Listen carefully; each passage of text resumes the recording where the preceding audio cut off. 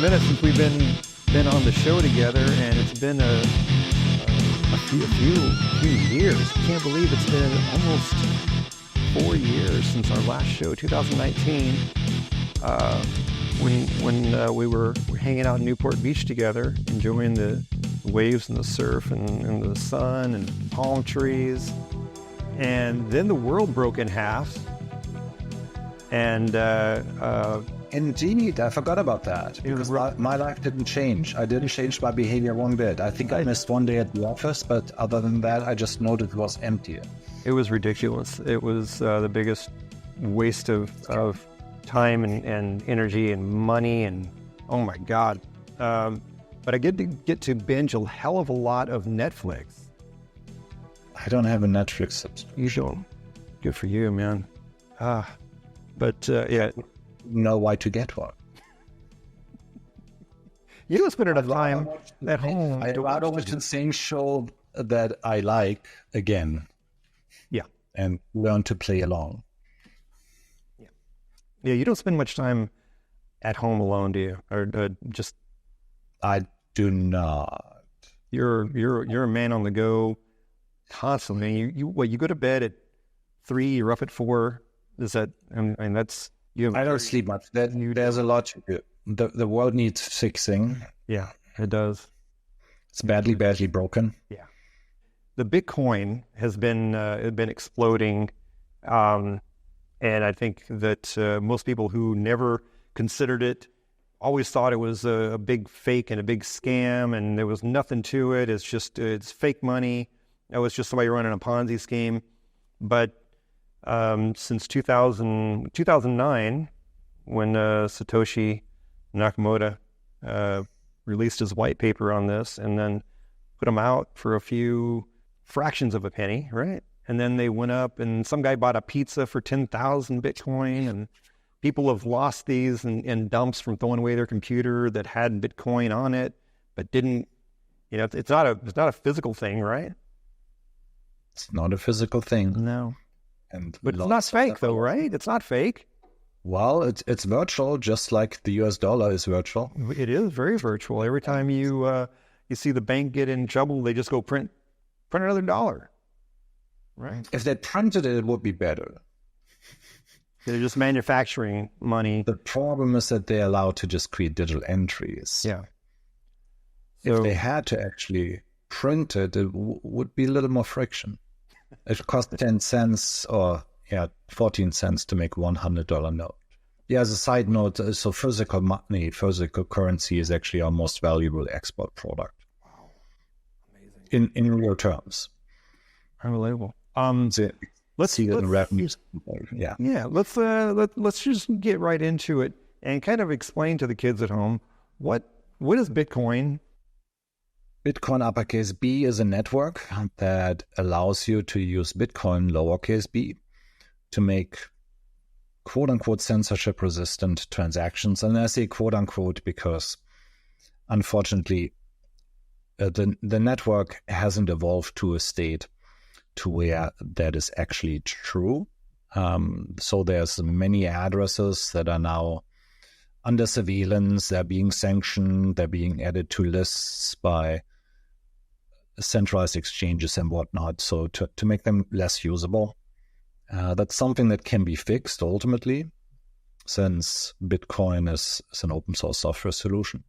And so it can adapt and act against these dangers, but on principle, it's digital cash, which is the title. But in practical terms, just observing the use cases today, it's mostly store value for people, and then the other half is a medium of speculation. Since from a practical purpose, if you wanted to conduct real transactions, it would only make sense if you're doing this for very large purchases, because at any given point in time, your transaction fee could be $50 to $200, so it doesn't make much sense to buy your cigarettes for that. But that was ostensibly the title of the revised Bitcoin white papers. The original Bitcoin white paper actually dates back to 97. Satoshi rewrote an NSA paper that was published many years before that. But he meshed up two components there that were necessary in order to achieve, ostensibly, as I said, censorship resistance, so that you can create a network of distributed maintainers.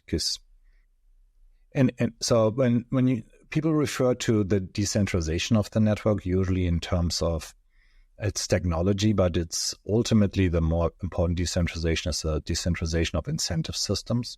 As a participant in the network, let's assume I was the only one running a Bitcoin miner right now.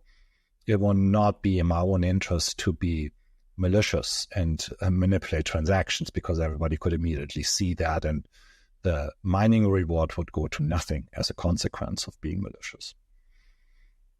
And so in the current installation, if you do something against that network that is not part of the consensus mechanism, you end up forking the network if it's a larger number of these participants. But usually people like to actually obtain the mining reward, and so that's actually not happening. But at the core, it's the incentive system that creates the censorship resistance. It's not necessarily the technology. That got really deep, really fast. So to simplify for people who right now are experiencing this, they're seeing it on mainstream media. Bitcoin's going through the roof. It's $70,000. 2018 jumped from what it was $1,300, went up to almost $20,000. Came back down. Everyone said that was it. It's over. Then it had another run. Went up to just under 70. Right? 2000 was it? I forget what year that was. Came back down to 2018, and now it's back up to 70. Explain to people what, in a very simplified way, what is Bitcoin, and where is it from, and how, why do people want it? So you have to distinguish between Bitcoin and Bitcoin. It's a little confusing. So internally, and that's good practice, you should separate the network from the mining reward. So uppercase B, Bitcoin for the network, for the name of the network, and lowercase b, Bitcoin for the mining reward. And the lowercase b Bitcoin you can use on the network as a digital bearer instrument. What is a bearer instrument? Your typical example, your standard example, and the best technology that we have today is cash. And that's why the Bitcoin white paper is called digital cash. It's called something longer than that, but you can limit it to that if you want to.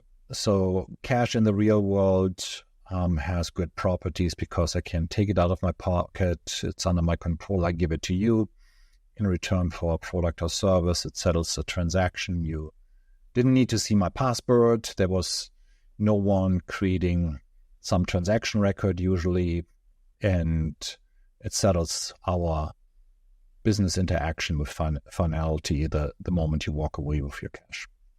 And so until the Bitcoin white paper was introduced, that didn't really exist in the digital space.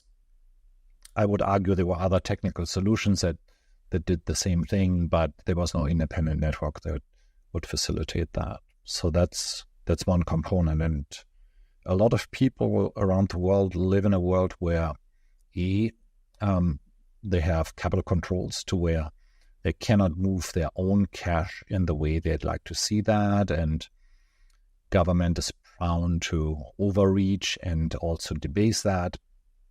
And so they like to protect themselves and move value into that network and have a flexible store of value that if when where there are consequences from the government, they can move away and still have access to that value.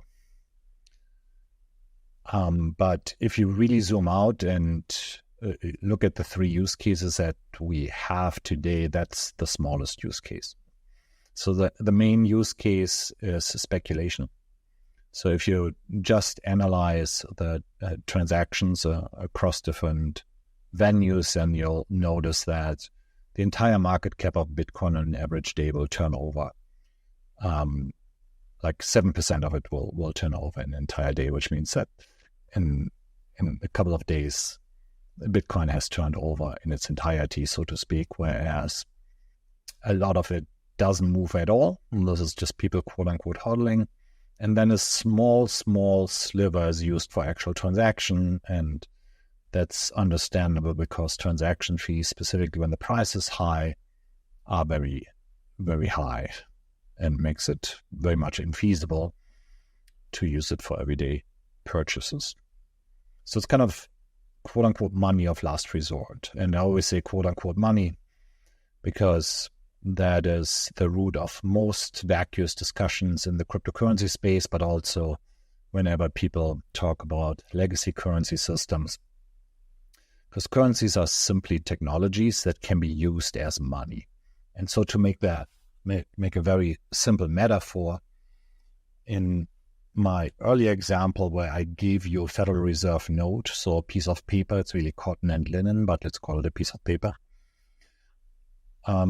In that particular example, I really don't have any insights into your views on that piece of paper or cotton. I don't know if you consider that a store of value or you find this interesting to make an origami creature out of that, or maybe you use it to start a fire at night. I don't have any insights in that. So, but the point there is that our agreement simply said we recognize a common unit of account. Let's call that the US dollars. And it takes $10 to get that particular product that I want from you. So those are the two agreements. It's very rare that someone will also agree that this particular piece of cotton and linen stores some value. That's typically not the case. So the point there being is when the Federal Reserve and other people talk about money, they typically want to conflate this with the technology that is a currency. But as I just demonstrated, I have no insights whether or not you use that currency as a money, right? Well, we're agreeing situationally that it's solving our double coincidence of one's problem, but there is no agreement over a store of value. So anything obviously can be money. We could have agreed on anything else. Yeah, you made that analogy when we were talking the other day about anything can have value if you say so.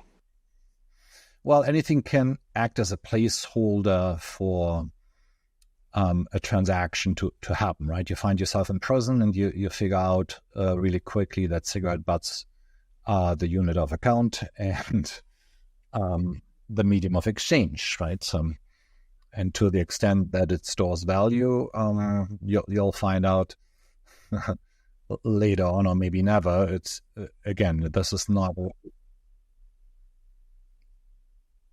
Yeah. So, but the point is an important one because obviously, since about 90-some%, let's call it 95-97% of all transactions, so the exchange of goods and services facilitated using some form of digital currency. And I use this generally speaking, and really virtual currency rather than digital currency is the better term in that context, which means you swipe your credit card or you use your debit card, you send a wire and so forth in order to facilitate the exchange of goods and services, meaning facilitate the real economy, which I always like to make the distinction that financial services are not part of the real economy. They are supposed to be a conduit to it.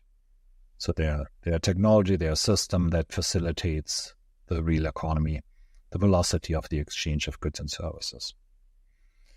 So it's just at this moment in time, more or less stuck at this ledger-based system where we maintain database solutions that third party with a license get to maintain and get to create new currency, and then B, get to quote-unquote store and manage these currencies. So there's no technical reason for that.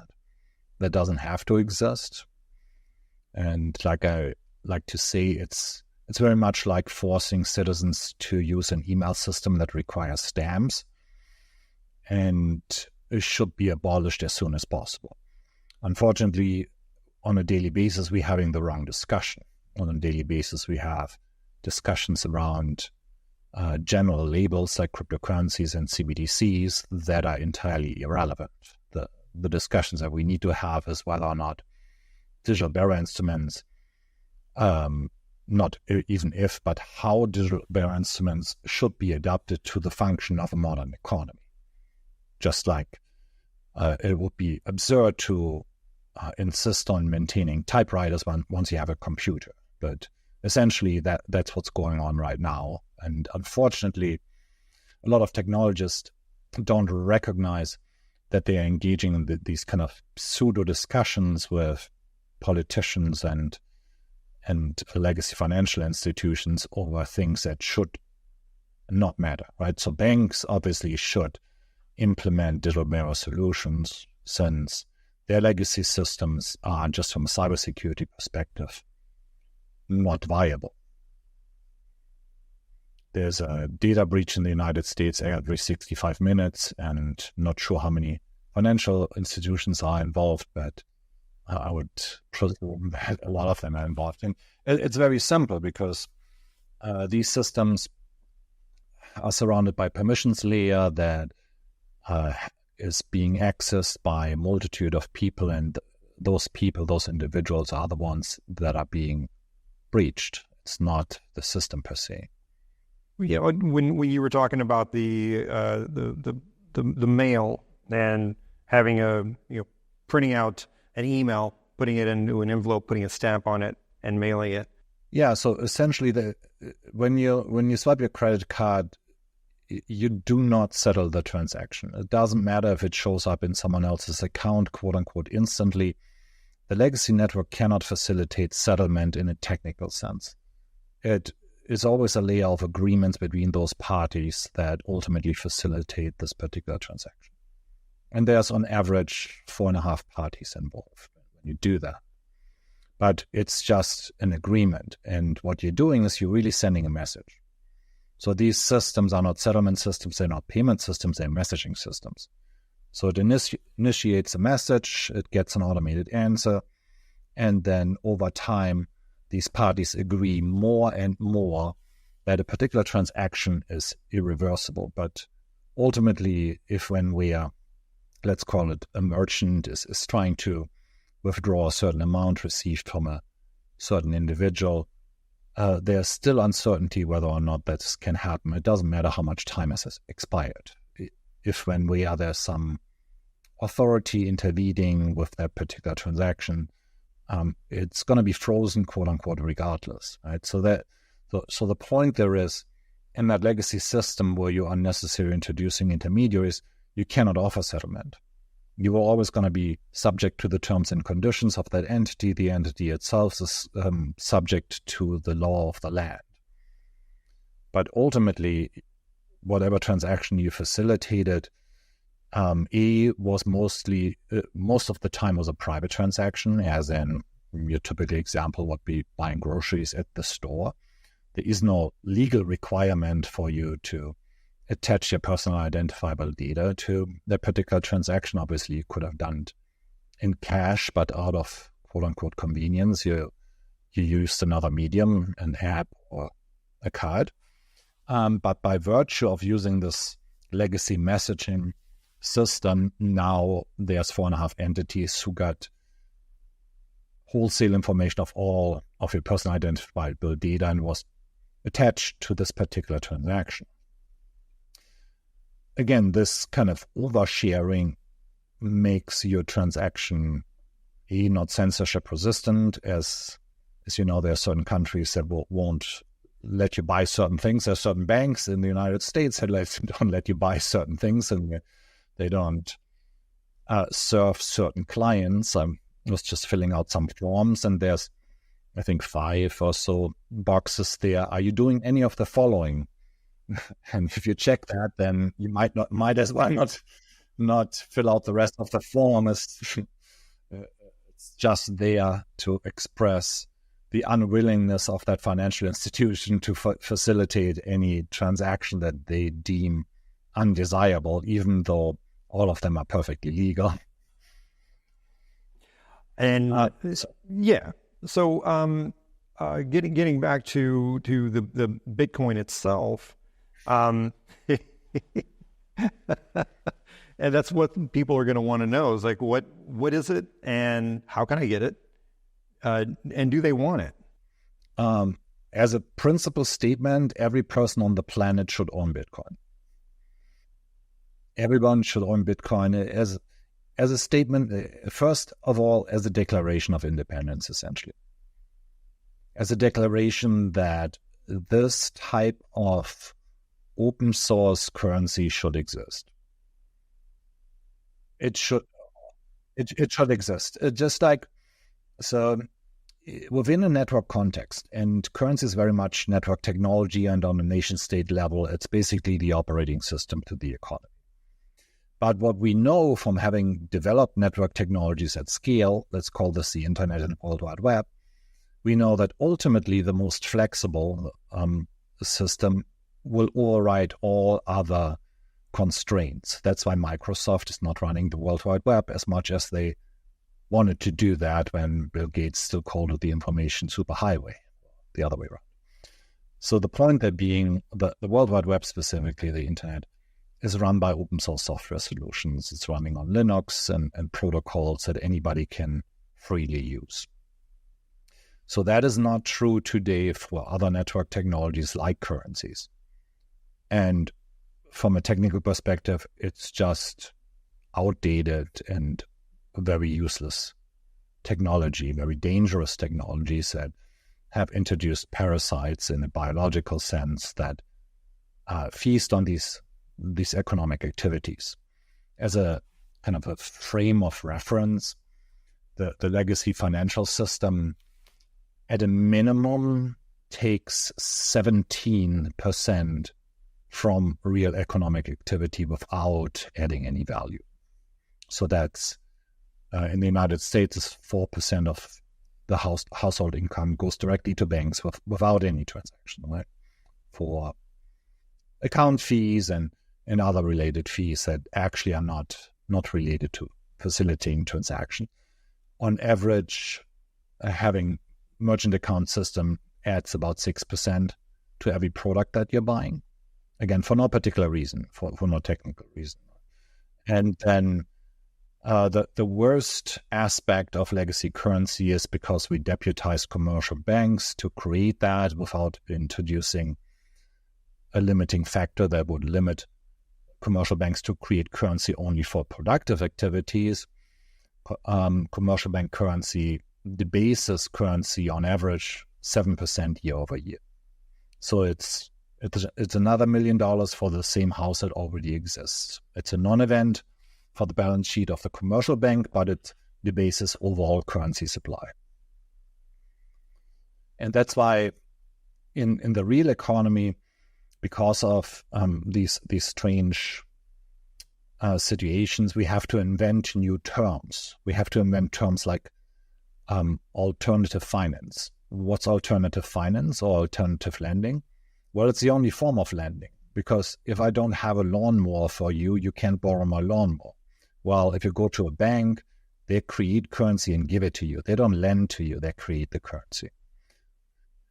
Whereas if I go to an alternative lender, that particular entity has to have that currency in order to give it to you. But we're calling it alternative, even though it's the only form of lending. Just like mentioned, we let the legacy system get away with legally lying.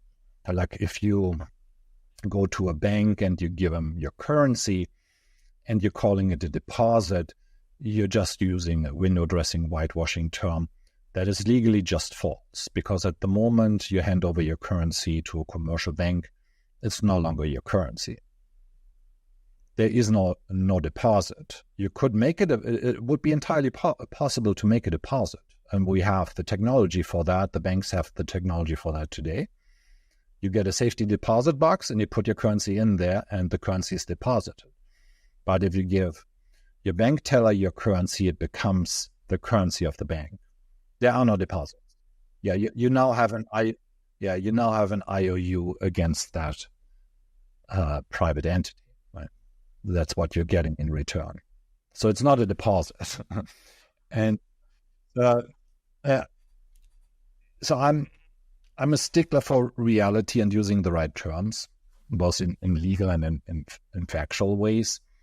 So I think the discussions that we should be had is just pointing out and demonstrating that these situations do not have to exist.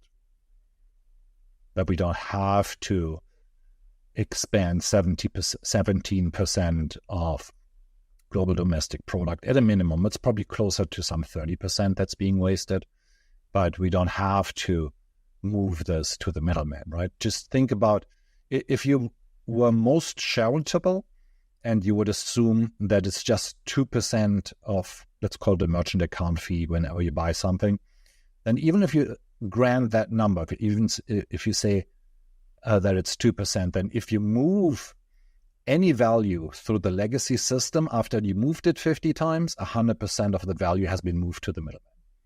Does this strike you as correct? Does it strike you as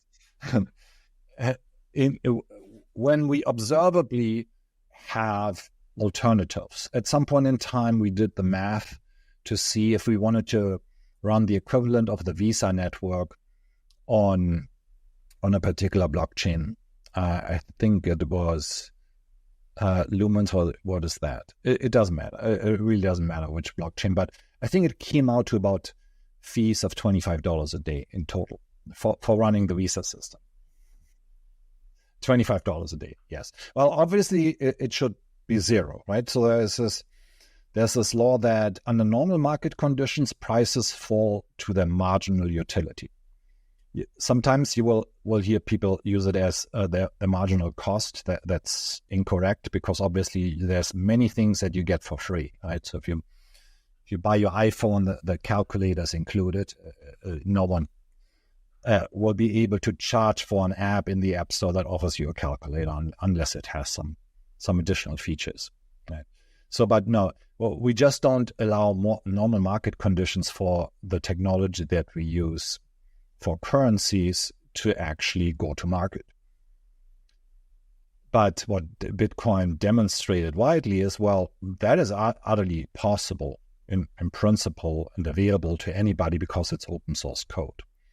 And so the largest hope and for adoption is that this open source code actually will evolve to the extent where all transactions can be virtually free.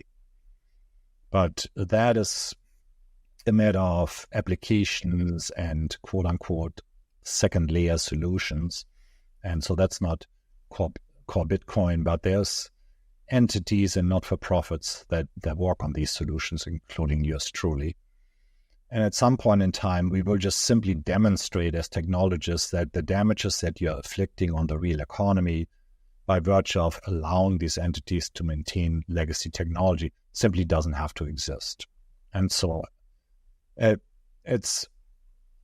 been using this example for decades, and other people have used that in their PowerPoint presentations. It's very, very similar to the introduction of voice over IP protocols, the protocol that we're using right now, when the legacy providers like AT&T and other telecommunication companies fought the implementation of these protocols really, really hard because it obviously went to their bottom line.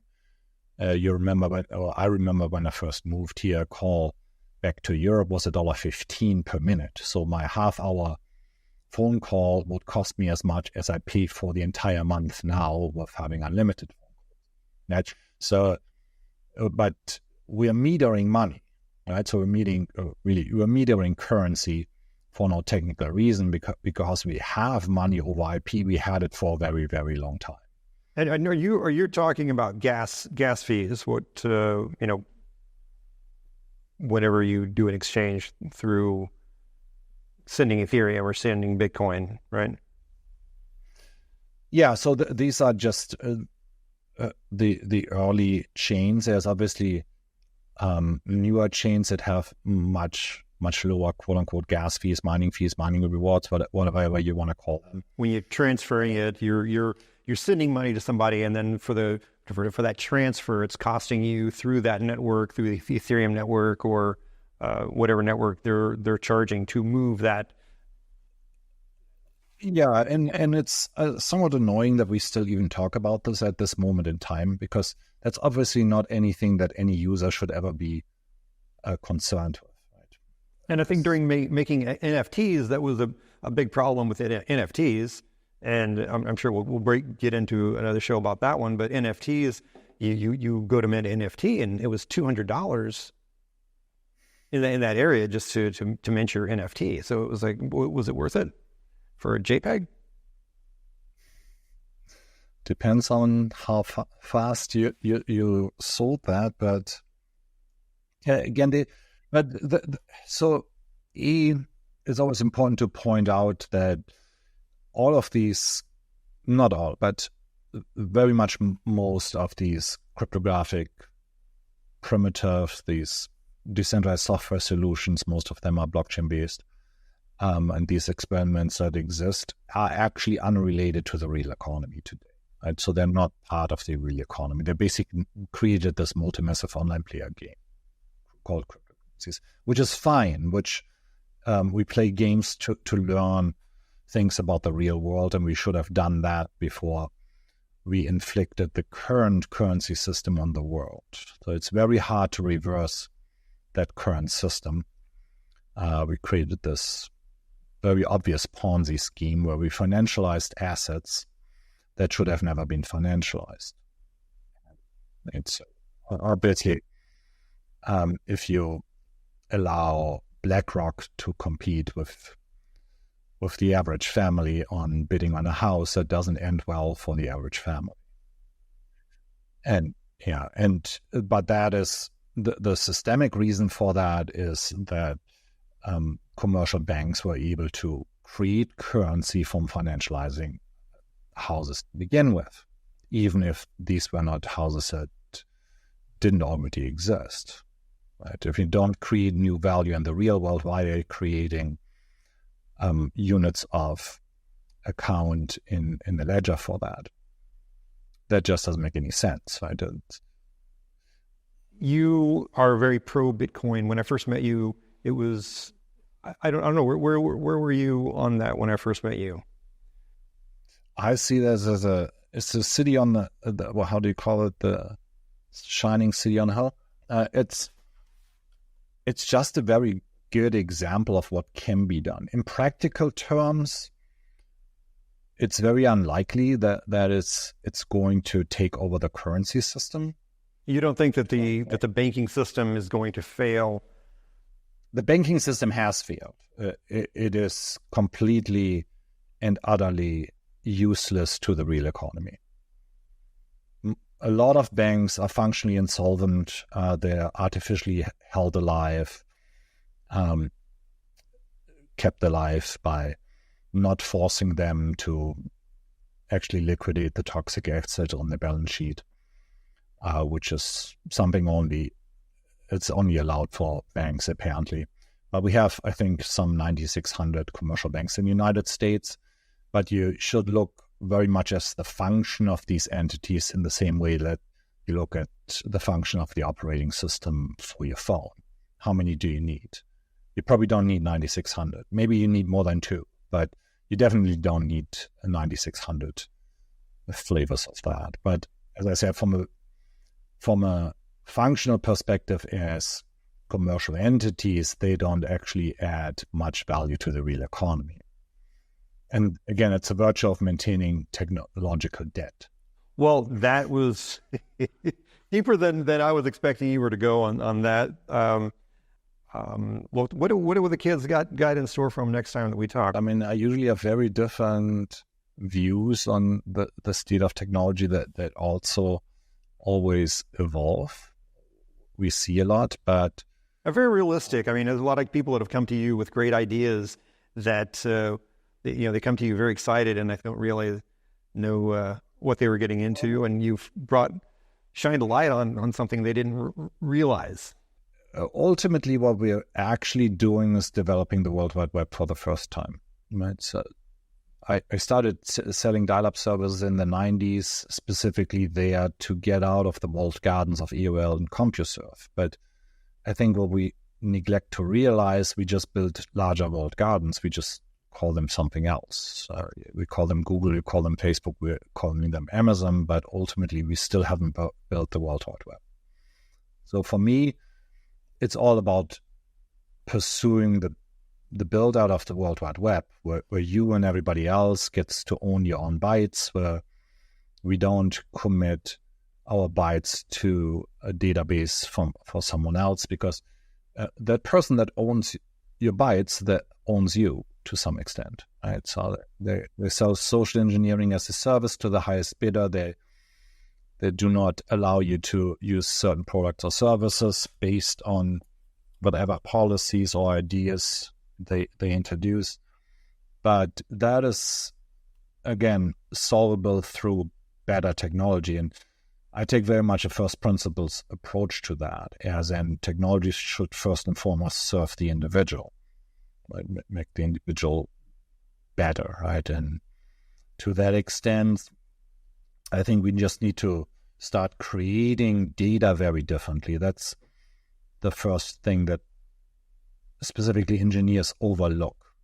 I think if you went to school and learned programming, then you're probably very used to using database client-server systems, and you like the idea of controlling someone else's information and start hoarding that. But I think the right request is always the same, that you have property rights to all the bytes that concern you, and no one else should have any undue influence over that, regardless if they were involved in a technical sense in creating those. Then in that case, they, as far as I'm concerned, they created them wrong, and that shouldn't exist. And from a technical perspective also, they kind of become dumb bytes. So like the idea that you can manage any bytes that have been created in this particular way, that have been committed to a database, is just absurd. That's why I don't actually think that any of the current proposals for what people call AI, artificial intelligence, are investable, because we never created data in the sense that was manageable from a legal perspective, that is programmable. But that's a story for another day. Maybe that'll be our next show. Is the world of AI? The point that being, so if you stumble over that first step, so I would argue that your application is non-viable.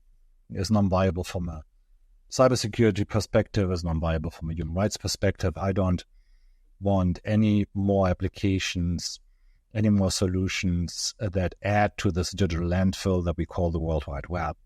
I want to see people start cleaning it up and free. Yeah, and so that's the other part. So you don't manage data, right? So not for the sake of data doesn't have any value. That's nonsense, right? There's no. If I gave you a hard drive and had all the data that Cambridge Analytica had, it had no value to you whatsoever, right? So what has value is to create this ecosystem to where I can influence your behavior, right? To whatever end, or to no end, right? But that's the value. That's how you extract economic value from the data, by creating a platform. That's why platform in my mind, it's whenever I hear that word used in the context of a company pitching us their solution, my ears go up.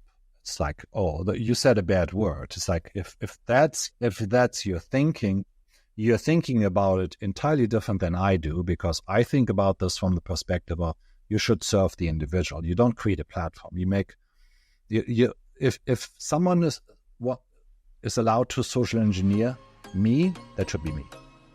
I should Like the example I use for this is we allow digital solutions to evolve in a manner of imagine buying your first self-driving car, but it gets to decide where you're going, how to get there. That's how digital solutions work today. So my point is very simple. My point is simply, like if I get a digital solution, I want to first set my objectives, make them very clear. Engaging with this technology should make me happier, healthier, wealthier, smarter. Like these are my objectives. I don't care about the objective of your entity. If you want to increase shareholder value, you should align this with my interests and not override those interests. Yes, absolutely. Well said. Christian, it was amazing talking with you again, and hope we get into it real soon. Hopefully next Tuesday or Wednesday or Tuesday. I forget what is today. I forget. Tuesday? Wednesday? Thursday? Thursday. All right, my friend. I will see you soon. Talk to you soon. Okay.